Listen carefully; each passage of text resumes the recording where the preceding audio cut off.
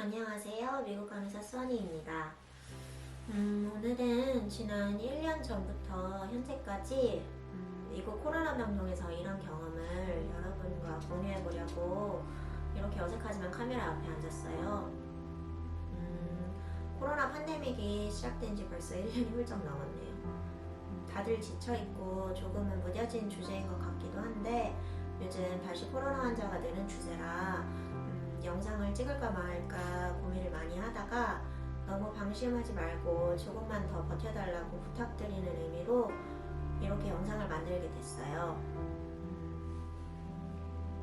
저는 미국 중부 작은 도시에 살고 있고 제가 일했던 병원은 병상은 600개 정도로 작은 규모이긴 한데 레벨 1 트라우마 스트로크 스테미 센터로 인접해 있는 3개 주를 담당하는 곳이었어요.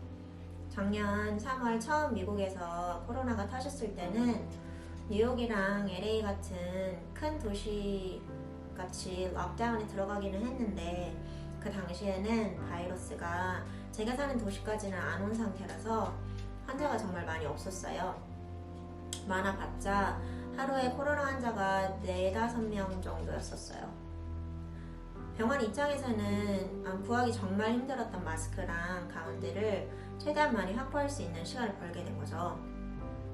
저희 병원에서는 그번 몇 달의 시간 동안 코로나 환자들만 한 50여 명 정도 입원할 수 있는 큰 음압병동을 만들었었어요.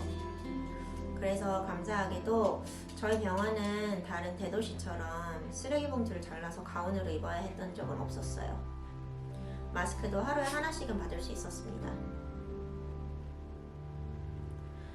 락다운된 몇 달은 선택적 수술도 다 취소를 해서 병원 입원 환자 수도 엄청 줄었고 오히려 일하는 시간이 줄었었어요.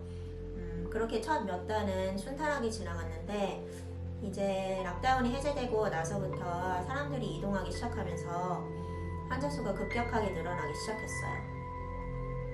제가 사는 도시는 인구가 17만 명 정도밖에 안 되는데 처음에는 하루에 10명에서 20명 정도 되던 확진자 수가 몇 주 지나니까 40명, 80명, 160명 이렇게 미친듯이 올라가기 시작하더라고요. 제가 일했던 병동은 뉴로트라우마 ICU로 주로 교통사고 환자, 총상 환자 같은 트라우마 환자들이랑 신경외과 환자들을 받아서 코로나 환자들은 병원이 상위 끝에 내과 중환자실, 메디컬 ICU라고 하죠. 거의 전담하게 돼 있었어요. 그리고 코로나 병동으로 가는 건 자원해서 가는 거였기 때문에 처음에는 코로나 병동을 갈 필요가 없었어요. 그리고 막 확진자들이 늘어나기 시작했을 때는 제가 가르치는 인턴들이 있었기 때문에 더더욱 갈 수도 없었어요. 인턴 교육이 끝나고 나서 한 7, 8월쯤 코로나 환자가 많아지기 시작했을 때 내과 중환자실 간호사로는 인력 충당이 안 돼서 다른 중환자실에서도 지원자에 한해서 일주일에 하루나 이틀 정도 코로나 병동에 가기 시작했었어요. 이때 당시에 저희 병원은 마스크랑 가운 같은 개인 보호 장비는 잘 갖춰진 상태였고 병원에 대한 신뢰와 믿음도 있었고 솔직히 코로나 환자들을 케어해보고 싶었던 개인적인 욕심도 있었기 때문에 지원을 하게 됩니다. 그렇게 코로나 병동에서 일을 하기 시작했었는데요. 일주일에 하루에서 이틀 정도 총 6개월 정도 일했다고 보시면 돼요. 코로나 병동에서의 첫 몇 주는 충격과 분노의 연속이었어요. 먼저 충격적이었던 거는 환자분들의 상태였어요. 코로나 병동에 가기 전에 진짜 이런 환자들은 처음 봤어, 장난 아니야 라는 말을 많이 들었는데 직접 들어가서 보기 전까지는 진짜 많이 아프구나 정도로 생각했었는데 들어가서 보니까 진짜 많은 중환자분들을 봤다고 생각했었는데 코로나 환자들은 뭐라고 해야 될까요? 바이러스가 몸을 장악하는 게 느껴진다고 해야 할까요? 저희가 의료진들이 환자들을 위해 뭘 하든지 상관없이 환자의 상태는 계속 나빠지는 느낌이었어요. 그냥 바이러스가 자기 일을 끝낼 때까지 저희는 그냥 환자분을 어떻게든 그때까지 살려놓는 게 목표가 되는 느낌이랄까요? 의료진 딴에는 정말 최선을 다해서 이것도 해보고 저것도 해보는데 그냥 깨진 독에 물을 붓는 느낌이었어요. 의료진은 아프신 분들이 저희의 케어를 받고 좋아지는 걸 보는 게 행복이거든요. 그런데 코로나 병동에서는 정말 그 느낌을 받았던 적이 거의 없어요. 조금 좋아졌다 생각하면 그 다음날 악화가 되어 있거나 돌아가신 분들도 부지기수였어요. 저희 지역은 땡스기빙 때 환자 수가 제일 많았었는데요. 하루에 확진자가 200명대 후반에서 300명대 초반으로 매일 생겼던 때예요. 그냥 저희 동네에서만요. 당연히 코로나 병동은 꽉 찼었죠. 그쯤 코로나 병동에 가보니까 며칠 전에 계시던 환자분들은 몇 분 빼고 다 사라지시고 모두 새로운 환자들로 병동이 꽉 차 있었어요. 다들 돌아가셨던 거죠. 그게 몇 주는 반복됐어요. 처음에는 혹시라도 호전되셔서 일반 병동으로 가셨을까 해서 그분은 어디로 가셨어? 라고 물어보기도 했었는데 그 경우가 너무 드물어서 나중에는 그냥 서로 안 물어보게 됐어요. 호전돼서 일반 병동으로 가신 분이 있는 경우에는 알아서들 신나서 얘기하거든요.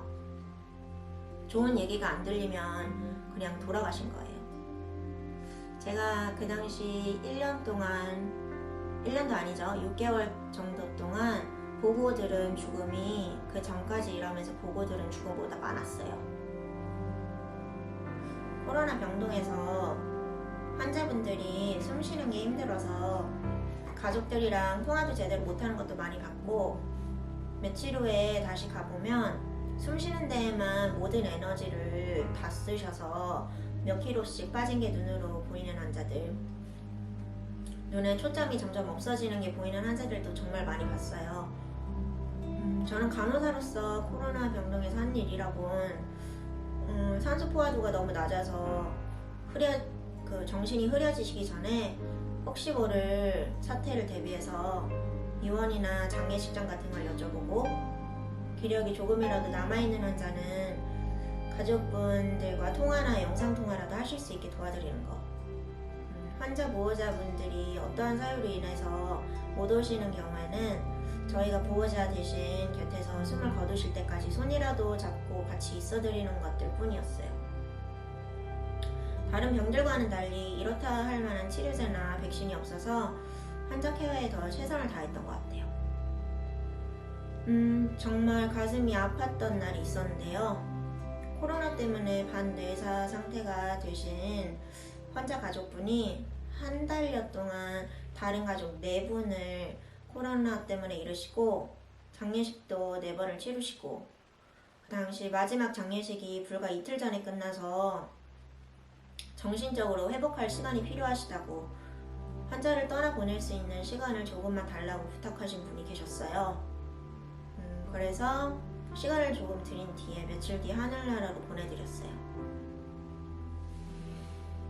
저희 의료진이 이렇게 하루하루를 보내는데 정말 힘이 빠졌던 건, 많은 분들이 그 당시 수많은 언론 매체를 통해 들은 사실과 다른 이야기들, 그 이야기들을 마치 사실인 것 마냥 믿고 의료진에게 무례하게 행동을 하셨던 겁니다.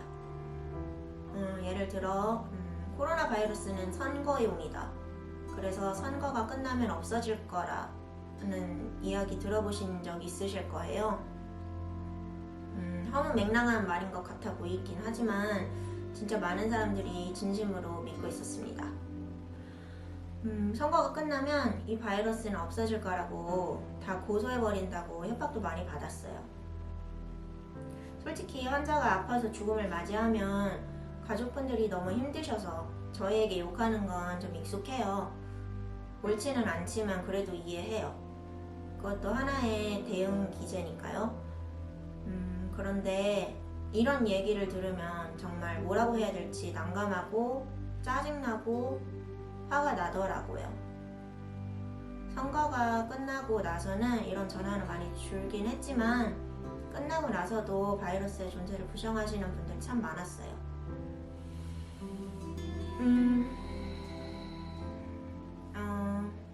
하루는 정말 웃음이 인자하셨던 할머니 한 분이 계셨는데요.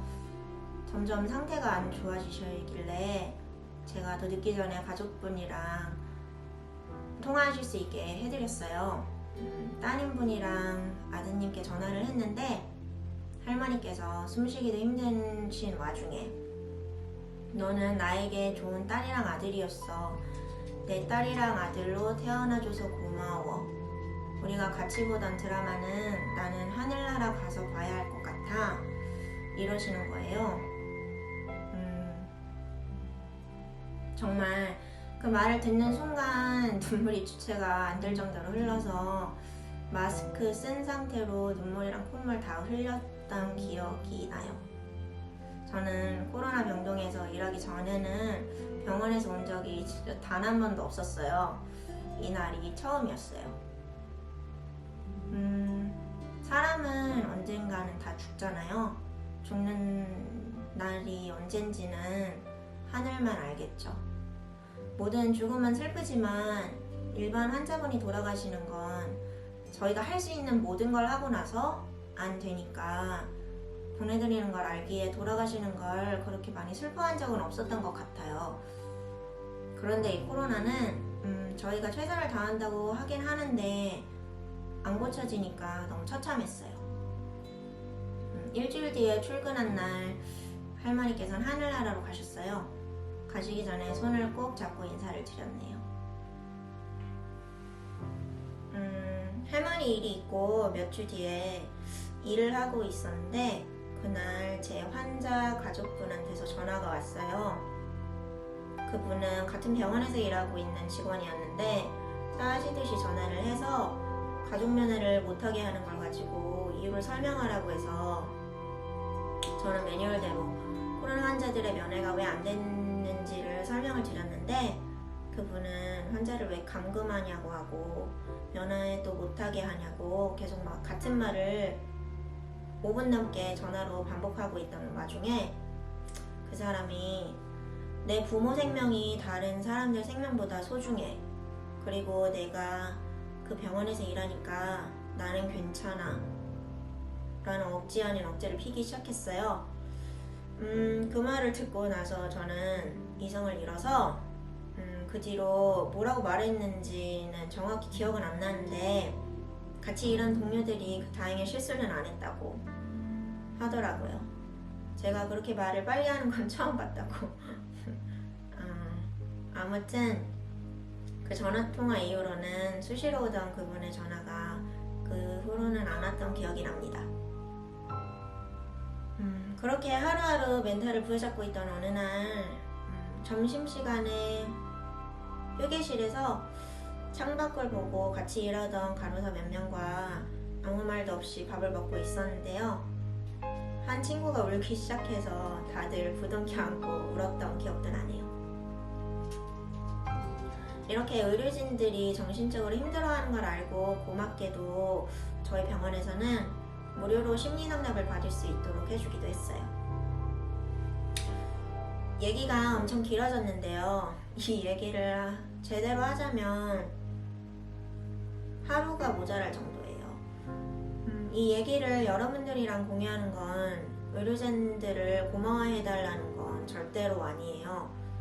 이건 저희의 직업이고 힘들지만 해나갈 수 있는 거예요. 지금도 코로나 병동에 가겠다고 자원한 걸 후회는 하지 않아요. 슬프고 힘들었지만 간호사로서 인간으로서 많이 성장한 걸 느끼거든요. 이걸 공유하는 이유는 슬프지만 역사로 기억될 이 팬데믹 상황에 코로나 바이러스에 감염이 돼서 가족을 잃거나 자신이 끔찍한 고통을 직접 겪지 않으셨으면 하는 바람에서 찍게 됐어요. 지치시고 힘드신 거 잘 알고 있어요. 저도 그렇거든요. 그래도 조금만 더 버텨주세요. 그리고 저는 이제 학교로 돌아가게 돼서 퇴사를 해서 코로나 환자분들을 직접 보지는 않지만 현재 남아서 환자를 돌보시는 의료진 분들께 한 명의 의료진으로서 감사하다고 전하고 싶었습니다. 감사합니다.